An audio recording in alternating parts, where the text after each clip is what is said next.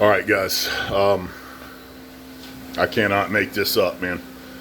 Dirty Dodge part 9,291.4. Okay.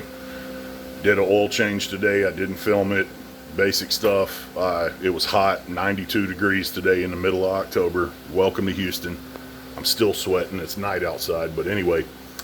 So my goal today was to get the coolant flush done and the oil changed. Got the oil change knocked out after 4 trips to the freaking part store. Turns out I pulled the drain plug and there was RTV around it. They have a weird drain plug. It's like a built-in gasket that wraps around the lip of the drain plug, and that was all chewed up, so whoever changed the oil last probably just drained it and put some RTV instead of spending, you know, $5 or $10 on a new drain plug with a new gasket. Just RTV'd it and stuck it back in there like a freaking hillbilly. I can't blame them, but whatever. I don't do that. So anyway, on to the coolant flush. Cannot make this up. There was a bunch of sludge. Let me back up. This truck sat outside in a pretty rural area for, I was told, 5 to 7 years, somewhere in there. And when I got it, there was no cap on the coolant reservoir. Let me show you what I'm talking about.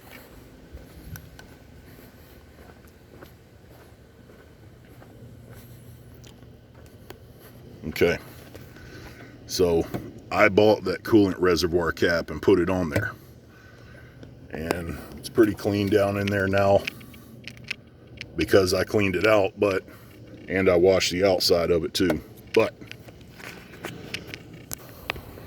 so earlier, 10-20 minutes ago, when I took that thing off because it looked like there was a bunch of sludge inside of it, and it was nasty looking, almost like thick mud mixed with rust or something, but it was so far down there and it's dark out here I couldn't tell what it was. I pull the thing off, I start flushing it out with my water hose trying to drain it, and the stuff wouldn't come out, so I got my long needle nose pliers. Okay, and I thought like maybe it was some kind of rag or something. I just didn't know. And let me show you. That's a mouse. And that's another one. And that's another one.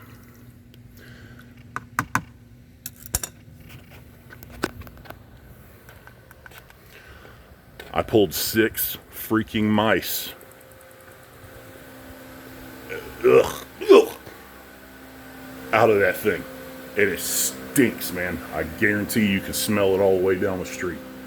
It was nasty. That was part of the reason why I'm doing a coolant flush, is because it stunk so bad. I've never smelled coolant that smelled like that, and I was like, what the heck is that, man? So, you know, plus this thing had green coolant in it. I downloaded a Dodge owner's manual off the Dodge website. It was a PDF format, and it said to use the yellow coolant, not the orange, not the green, but the yellow that's made for Chrysler, Mercedes, and some, you know, diesel engine stuff like that. So that's what I went with. It's not Xerox. Anyway, bottles in my van. It's Zero, Xerox, Xenon, something like that. And it's supposed to be yellow, and it has green coolant in it. But anyway, kind of rambling on here. That's freaking gross, man. Anytime y'all are going to look for a vehicle, and again, this is for me too, lesson learned. I'm not an expert on anything. Anytime you go look at a vehicle and there's no cap on something, it's not completely sealed up, you look in there real good, man, because I could not have made that up. So just a heads up. Hope this helps some of y'all out. I appreciate y'all watching. Go ahead and click like and subscribe if you'd be so kind. And I'm going to keep working on this fat pig and see what happens. Thanks.